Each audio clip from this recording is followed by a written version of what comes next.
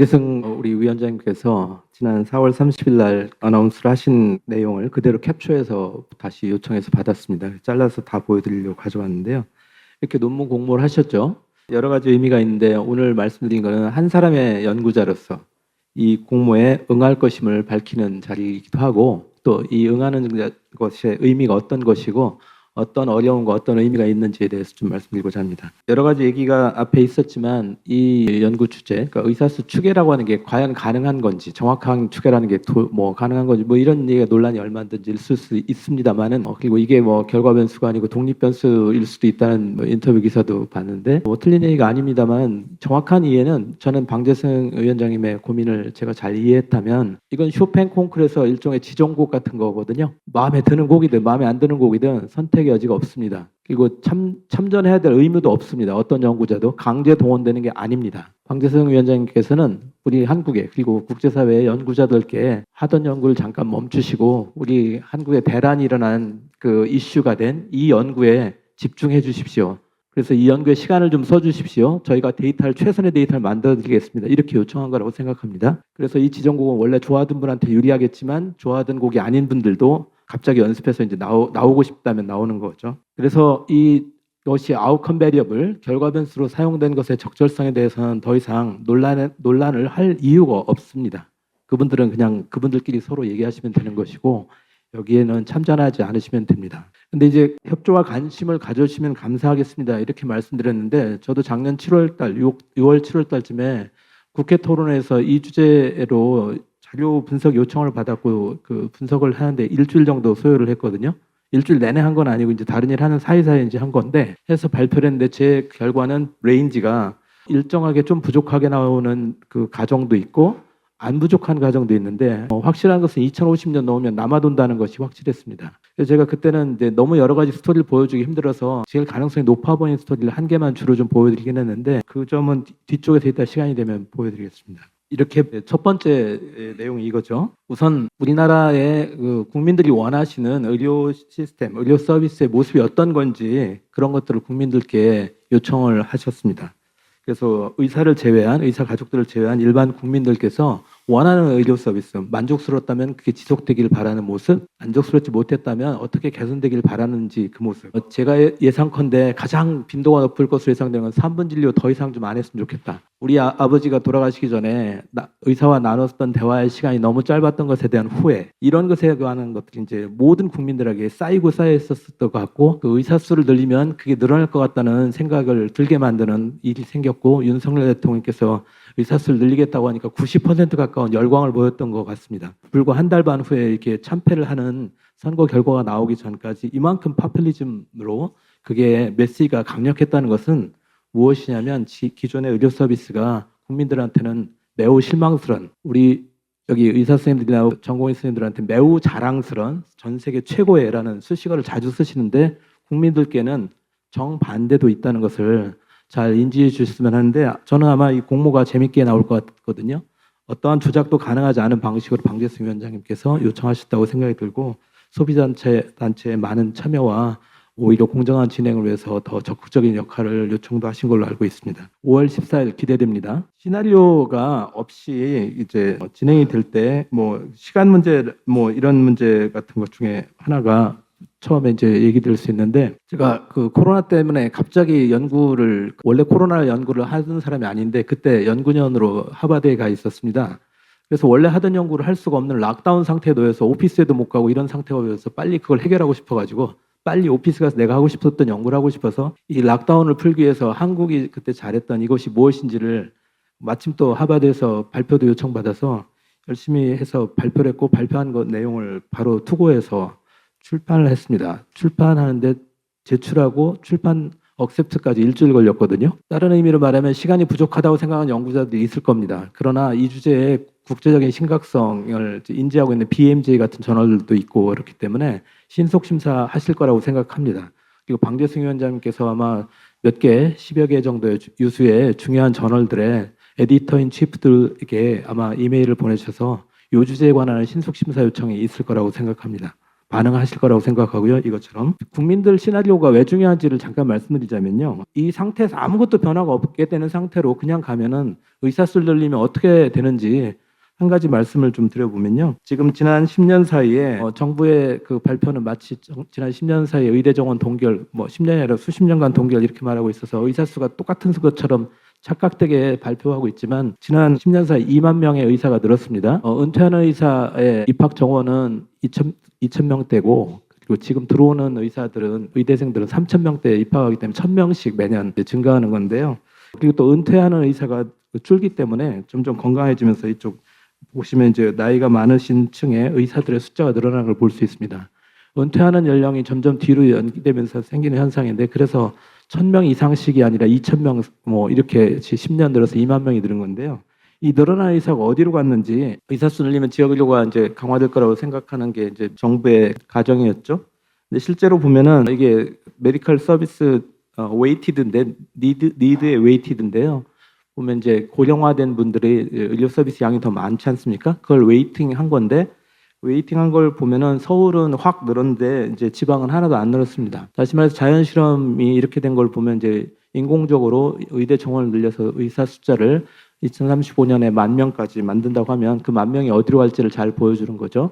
지역으로 안 간다는 걸 보여줄 것으로 물론 지금하고 그때는 다를 거다고 생각할 만한 충분한 근거가 있다면 얘기가 다르겠지만요. 두 번째로 자연 실험이 또 하나 있는데요. 인턴 레지던트 수가 여기 보시면 이제 4년제 레지던트 하는 과가 3년제로 바꾼 과들이 쭉 있어서 계속 감소하는데 요 시기에 이제 정체합니다. 그런데 요 2018부터 22년 사이에 레지던트 수가 이제 정체하고 일정하게 됐는데 지원자 수는 오히려 증가합니다. 왜 증가하는지 여러분들 전공의분들은 더 잘 아실 텐데 N수 하면서 과를 바꿔서 더 원하는 과를 가고 싶어서 계속 바꾸죠. 3,000명씩 졸업하니까 아마도 3,000명 정도씩이 전공이 지원해야 되는데 3,500명에서 3,800까지 지원을 하고 있죠. 10%에서 20%가 더 지원하고 있는데 그만큼 N수생이 10%에서 20%에 달한다는 거죠. 이 그럼 자연 증가되는 이 숫자가 어디로 가는지 한번 볼까요? 보면은 2018년 기준을 100으로 했을 때 거의 2배 이상 늘어난 200% 이상 늘어난 과가 있는가 하면 50% 이하로 줄어드는 과가 있습니다. 다 아시겠지만 소아과가 가장 법적인 이슈까지 있어 최악의 상태죠. 그러면 의사 수를 늘리고 의대 정원을 늘려서 이제 졸업하면 어떻게 되겠습니까? 이 분포를 따르지 않을 거라는 보장이 없는 거죠.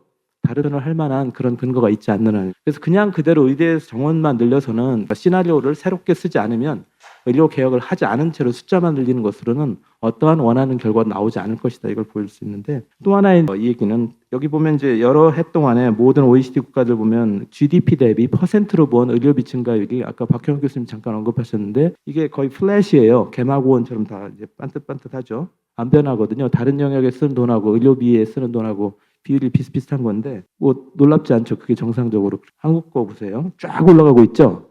그러니까 의료에 쓰는 비중이 의료 아닌데 쓰는 비중보다 급격히 상승한다는 뜻이 됩니다. 제가 안식년 끝나고 막 돌아와서 소비자연맹에서 요청받은 강의에서 이 경향대로 가면은 2020년에서 2022년 정도쯤에는 OECD 평균 이하가 아니라 이제 이상으로 올라갈 거다 이렇게 예고를 했는데 유튜브 링크에 남아 있어 한번 보십시오. 제가 점을 잘 쳤는지. 보면은 실제 이렇게 그 우리 정부에서 더 메디컬에서 6월달에 발표한 건데 10월달쯤에 OECD에서 공식적으로 릴리즈한 것이 이 데이터 OECD 평균보다 올라갔습니다.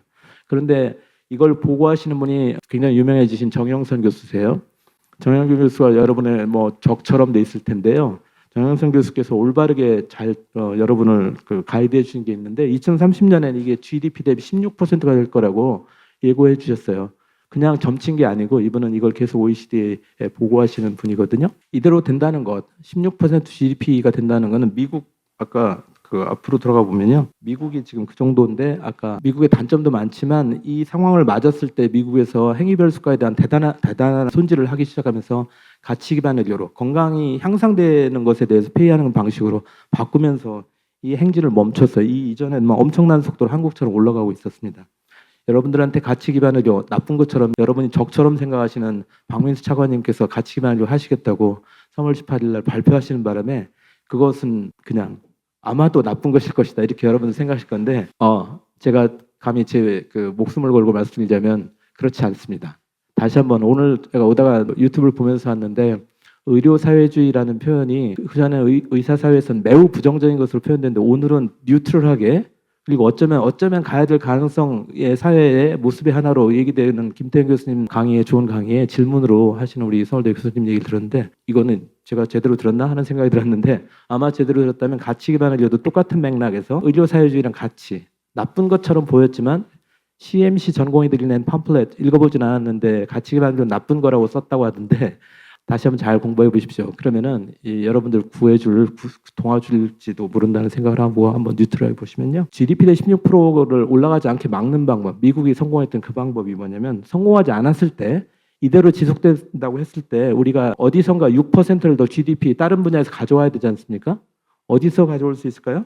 국방비 사회복지 하시는 분들 제가 옛날에 운동권이었는데 국방비를 줄여서 복지를 늘리자고 하는 게 그 당시 유행이었었어요. 근데 요새 계산해 보니까 이거 얼마 안 돼요. 군대를 없애도 2.5%밖에 안 됩니다. 군대 없애실 건가요? 지금 뭐 북한이 뭐 이렇게 미사일 계속 쏘고 뭐 이러는데. 그다음에 교육비 이거 공교육 우리 선생님들도 계속 또 이런 어려움이 있는데 아예 없애버릴까요? 5%밖에 안 됩니다. 이거 해도 두 개 다 합쳐야 겨우 늘어나는 의료비 아무것도 달라지는 거 없는데 돈만 늘어난 이거를 건강보험료 똑같이 1.6배 더 내야 된다는 거죠. 지금 7% 가까이 되는데 앞에서 보여주신 것처럼 이대로 계속 가면은 10점 몇 퍼센트, 10.5% 정도를 내야 된다는 의미가 되는 거죠. 2030년에는 8%가 법정 상한이라 법을 개정해야 되거든요. 근데 우리 건강보험의 보험료를 수입 지출에 관한 복지부의 발표에 따르면 2028년까지 아무런 법 개정 없이 잘 가는 걸로 되어 있습니다. 어떻게 계산한 건지 정영선 교수님과는 모순적 충돌을 하고 있다는 것. 두 분이 같은 편이라고 여러분들은 생각하시잖아요.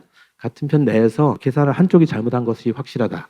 이걸 말씀드리고 싶습니다. 만약에 정부가 맞았다면 건강보험 보장률이 뚝 떨어져야 됩니다. 비보험이 이제 확 늘어나면서 총 GDP는 16%가 되는데 보장성이 있는 건강보험 쪽은 덜 늘고 안정화되고 비보험 쪽은 아주 많이 쓰게 되는 그런 걸 의미하는 거죠. 미용 성형을 쓰든 뭐에 쓰든 쭉 개인들은 이런 것들을 희생해야 될 겁니다. 이게 올 미래라고 생각하세요? 올 것 같아요? 이런 날이? 이런 날이 온다는 것은 이런 날이 오면은 이거를 지출하는 데 필요한 의사가 필요하다는 말이고 그때 필요한 계산이 바로 신영석 박사님과 권정현 박사님이 옳게 계산한 바로 그 숫자입니다. 그분들이 틀린 계산을 하신 게 아니에요. 그분들은 시나리오 가정을 홍윤철 교수님과는 다르게 하지 않았어요. 지금 그대로 간다. 그러니까 디폴트 시나리오인 셈이고 그분들이 시나리오라고 말한 것은 몇 명을 늘리면 얼마가 늘어나는지 그것만 시나리오로 말하는데 저의 의미로는 그건 시나리오가 아니고 디폴트 시나리오니까 안 변한다 아무것도 의료개혁은 없다.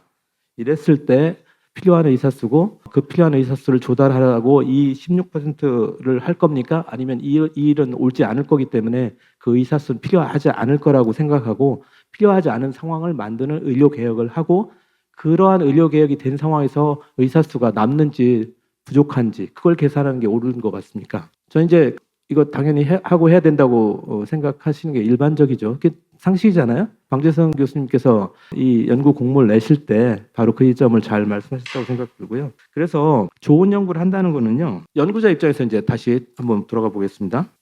저처럼 정책 연구하시는 분 아니도 임상 연구하시는 분 똑같잖아요. 데이터가 좋아야지. 자기가 하고 싶은 연구 질문, 이건 지정곡이라 선택할 수가 없어요. 그러나 그 연구 질문에 필요한 데이터가 최상의 데이터일수록 더 좋은 결과가 나오는 거고 두 번째로 분석 방법이 최선이어야지 좋은 결과가 나오는 거잖아요. 데이터의 접근성에 제한이 있거나 어떤 이유 데이터가 수집이 안 돼 있으면 결과도 정확성이 떨어지게 돼 있지 않습니까? 그런 문제를 최소화하기 위해서 방재승 교수님이 고민한 흔적이 이건데요. 데이터를 갖고 있을 그리고 건강보험공단에서 올 4월까지 구축을 완료하겠다고 작년 가을에 신문기사를 찾아보시면 나올 텐데 이 사장님께서 말씀하신 바가 있어요. 건강보험 데이터에는 이제 어떨 만큼 의료 이용이 되는지는 당연히 들어올 거라고 알고 있지만 심지어는 의사들의 수익도 거기에 다 들어있고 의사뿐만 아니라 모든 국민의 수입이 국세청 자료가 다 연결될 수 있는 인프라가 되고 또 제가 말씀드렸던 은퇴 연령의 지연도 어떤 패턴을 갖고 있는지 다 볼 수 있고 청구하는 게 예전보다 어떤 그 나이 드신 의사들의 은퇴 시기가 청구 패턴을 보면 다 알 수 있게 돼 있죠. 그래서 그런 점 때문에 완전한 자료, 우리가 필요한 변수를 최대한 얻을 수 있는 게 이제 건강보험공단이 갖고 만들어서 구축한다고 예고한 것인데 그걸 사용할 수 있다고 생각을 저는 합니다. 강 교수님이 그건 모르셨을 것 같지만 어쨌든 우리 사회가 제공할 수 있는 최선의 데이터 그리고 장관님하고 차관님께서 계속 의료계에 단일한 과학적 숫자 가져오라고 주문하셨는데 더 이상 그 방법에 대해서 왈가불가 안 하고 가져오겠습니다라고 이제 얘기를 한 거죠. 그래서 여기 안 의원님도 와 계신데 안 의원님이 가끔 정치적인 뭐 선택하실 때 불리한 규칙이라도 그냥 수용하겠다라고 두세 번 하셨던 기억이 납니다. 그건 고수만 할 수 있는 선택이잖아요. 방재승 교수님의 선택도 똑같습니다. 불리한 규칙에도 그거 그냥 하겠다. 그 지정곡 치겠다. 더 이상 그 곡이 옳으니 그르냐 얘기하지 않겠다 한 거고요. 그래서 변수를 연구자들로부터 참전 의지가 있는 연구자들이 필요한 변수들을 말씀하시면 그거를 방 교수님께 데이터 큐레이션을 정부에 요청할 거고 정부는 국회에서 자료 요청하면 막 최선의 속도로 해서 제공을 하거든요. 그래서 정부 관계자들은 매우 힘들어합니다, 사실. 그러나 옳은 데이터를 요청할 때 기쁘게 그 일을 한다고 들었습니다. 정부 관계자들로부터, 건강보험공단의 심평원 분들로부터 똑같을 거로 저는 생각합니다. 이 데이터 요구는 무엇보다 우선해서 처리할 때 그분들도 매우 기쁘게 생각하실 거라고 생각합니다. 그래서 연구자들이 데이터를 일단 그 신청한 것과 관련해서 충분히 데이터가 의미 있는 데이터 신청이 잘 됐고 괜히 심평원 공단분들을 괴롭히는 데이터 신청이 아니게 잘 됐는지 연구자들끼리 배틀을 할 수 있을 겁니다. 그래서 그거에 대해서 정부의 쓸데없는 부담도 줄이면서 꼭 필요한 변수는 빠지지 않게 하는 어쩌면 이제 정부에서 제공하지 않을 어떤 의사 표현을 할 수도 있는데 지금 보도가 하나 나왔는데 제공 못한다라고 이제 차관님이 발표를 하셨는데 그 메시지가 어떤 거냐면 정확히 이거에 대해서 못한다는 아니고 지금 내년도 입학 정원을 얘기하는데 너무 시간이 짧다. 그래서 안 된다. 근데 방재승 교수님의 요청은 후년도 거거든요. 내년도 우선 동결하자. 그리고 안철수 의원님께서도 내년은 우선 안 하는 걸로 한 해는 유예하자. 김윤 교수님 여러분들이 공적이 되셨을 텐데 김윤 교수님도 심지어는 비례 후보가 되셨을 때 1년 유예하자고 얘기하셨죠. 그래서 1년 유예가 지금 이제 많은 분들이 얘기하시는 상태인데 방재승 교수님 뭐 새로운 얘기 하시는 거 아니고 1년 유예하자고 얘기한 겁니다. 의협보다 훨씬 완화된 거죠. 자, 이제 연구 시작합니다. 그래서 내년도에 또 1년 또 유예하지 않도록 짧은 시간이지만 최선을 다해보자 우리 이렇게 한 거거든요. 어떤 분들은 이거 시간이 너무 짧아서 뭐 피저블하지 않다라고 주장하시는 분들이 있는데 그분들은 잠깐 좀 조용히 하시고 연구에 응모하지 않으시면 되겠습니다. 연구에 응모하실 분들이 논의하는 자리에서 노이즈를 발생시키지 말아주시길 바라고요. 언론 기자분들께서도 그런 인터뷰는 지면 낭비니까 하지 말아주시기 바랍니다. 네. 우리에게는 오픈 사이언스 지향이 있습니다. 연구자분들 다 알고 계시죠? 데이터 공개, 분석 코드 공개 이런 것들을 요청을 하고 있는데 이런 것들의 지향 속에서 우리가 지금 데이터를 같이 공용으로 하자. 모든 연구자의 똑같은 표준 데이터셋 그리고 이제 분석 방법도 서로 이 과정에서 논쟁하고 이러면서 더 발전할 거라고 생각합니다. 그래서 이렇게 자료가 나오고 공개가 되고 프리퀀시 테이블이 공개돼서 제대로 데이터 받았는지 다시 한번 각자 확인해보고 하면 기존에 이런 방식으로 많이 합니다. 공단에서 보사연에서 같이 공동으로 의료 패널 데이터를 매년 릴리즈하고 이걸 오픈해서 무료로 신청하면 바로 주고 프로포즈 이런 것도 심사하지 않습니다. 바로 주고 응모해서 또 이제 발표하는 심포지움도 하고 그럽니다. 자료 보완이나 대정부 요구 보완된 자료 검소해서 총 6월 말까지 표준 데이터셋을 잘 만들면은 7월부터 드디어 이제 연구자의 시간입니다. 하반기 동안 부족하실 겁니다. 평상시 연구하는 스타일에 비해서는. 그러나 이런 엄정한 시간이라면 충분히 노력해 주실 수 있을 거고 심사를 받고 있다. 이런 것을 나중에 공모에 참여할 의향이 있다라는 거랑 같은 말이 될 텐데요.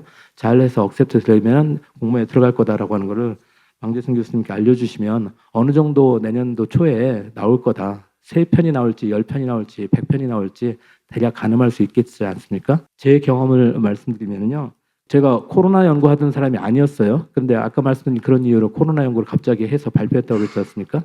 그러고 났더니 계속해서 국제사회에서 초대를 받게 됐는데 란셋 논문에 초대를 받았는데 한 달 정도 걸렸습니다. 제출하고 억셉트 되는 데까지. 두 번째 네이처 메디신에 10개국 공동 논문 초대를 받았는데 이것도 한 2달 정도 걸렸습니다.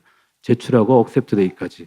이거는 아까 말씀드린 것대로 일주일 걸렸다고 그랬죠. 다시 말해서 지금 우리나라 사회에 가장 엄중한 사회적인 요구가 있는 이거에 국제 중요한 저널들에서 이미 인지하고 있고 그분들 에디터인치프께서 원래도 패스트트랙 심사를 요청하는 이유가 있는지 물어보고 거기에 사유를 쓰는 란이 있는 저널이 많거든요. 투고 FC 분들은 다 알겠지만 그걸 통해서 그리고 한 10여 개의 저널에 그걸 요청해서 이게 가능할 수 있을 것 같고요. 또 다른 저널에 사이언티픽 리포트라고 하는 데서 또 출판한 제 논문도 마찬가지로 심사 요구는 조금 더 걸리긴 했지만 저는 원래 코로나 연구자가 아니었어요. 그런데 코로나 연구에 갑자기 지정곡을 저 치게 된 셈인데 지정곡 저보다 더 역량 있는 연구자가 한국에 굉장히 많거든요. 그분들이 평상시 안 치던 곡을 방재승 교수님의 간곡한 요청에 따라서 많은 분들이 저는 응모할 거라고 생각합니다. 피저블하다고 생각한다는 의미죠. 저도 할 거니까요. 그래서 이렇게 논문 공모가 출판된 논문과 공모해서 나가면은 그걸 가지고 같이 모여서 공청회를 하면 어떤 논문은 이런, 어떤 논문은 이런, 어떤 논문은 이런, 또 시나리오가 다른 거에서는 또 이렇게 나올 거 아니에요? 그럼 이 정도가 이제 우리의 정확한 걸 추구하는 게 아니라 어떤 근사치 이 정도로 우리는 이게 플러스 만이든 마이너스 만이든 0이든 모든 사회는 받아들여야 되지 않겠습니까? 의협이든 정부든 상관없이요. 그걸 방재승 교수님은 요청하셨다고 생각을 하고 저는 합리성의 뭐 끝판왕이라고 생각합니다. 더 이상 더 빠져나갈 수 있는 논지가 있겠습니까? 있으면 저한테 말씀해 주시고요. 이렇게 여러 논문 한 30편 정도 나온다면 이렇게 포레스트 플롯이 그려주는 메타 아나리시스처럼 이런 것들이 나올 수 있을 거고 이만큼 나오기에는 시간이 좁을 수 있겠지만 적어도 3개만 이번에 신 박사님, 권 박사님, 홍 교수님 3개 논문을 가지고 정부가 과학적 추계한 걸로 간주했으니까 사실 3개만 나와도 충분할 거라고 생각하는데요. 어쨌든 많을수록 좋을 것 같습니다. 이대로 2,000명을 늘리면은요. 출생 코호트당 의사 수 비율이 그냥 놔둬도 이렇게 높아지는데 이렇게 더 높아집니다. 너무 많은 사람이 의사가 되는 거죠. 중요한 인력들이 너무 줄어들게 될 겁니다. 제가 계산한 것 중에 가장 의사 수가 부족할 것으로 보이는 시나리오로 했을 때는 메디컬 네세시티를 보정하고 보면 이렇게 줄어듭니다. 그래서 2050년까지 계속 의사 수가 점점 감소하다가 메디컬 니드에 비해서 감소하다가 그 뒤로 올라가는 양상을 보이는데요. 이 노인들의 다 예전보다 훨씬 건강한 메디컬 유즈를 보이는 훨씬 덜 이용하는 걸 보면은 생애 말기 마지막까지도 덜 이용하는데요. 그거를 감안해서 보면 의사들도 은퇴를 더 늦게 해서 나이가 드신 분들도 은퇴하지 않고 계속 일하는 게 계속 늘어나는 걸 감안해서 계산하면 이런 선이 나옵니다. 그래서 이 주황색 선이나 회색 선 날짜로 웨이트를 준 거랑 그다음에 돈으로 웨이트 준 거로 2개 좀씩 다르지만 거의 똑같이 부족한 시기가 없게도 나옵니다. 요거를 국회 토론에서 메인으로 발표하긴 했습니다. 그래서 저는 이제 부족하지 않은 걸 그리고 의사가 100% 생산성을 나이가 들어도 유지한다고 가정한 건데 홍 교수님은 60% 시나리오와 75% 시나리오를 저보다 섬세하게 하셨어요. 그래서 아마도 저 똑같은 걸로 하면 저도 조금 줄어들 가능성이 높아서 홍 선생님의 그 결과랑 유사하게 나올 가능성이 높다고 생각합니다. 우리 처방 패턴 엉망입니다. 행위별 수까지 때문에 반성해야 될 게 많아요. 당뇨병 학회에서는 3 내지 6개월에 한 번씩 헤모글로빈 A1C를 하라고 검사하라고 되어 있고 그럼 약을 처방할 때도 그때 맞춰서 한 번씩 오게 하면 되지 않습니까? 그러면 우리나라 처방의 최고 다빈도 처방 주기는 3개월 내지 6개월에 될 겁니다. 그런데 한 달 이내가 70% 가까이, 2달까지 이내 하면 거의 95% 가까이.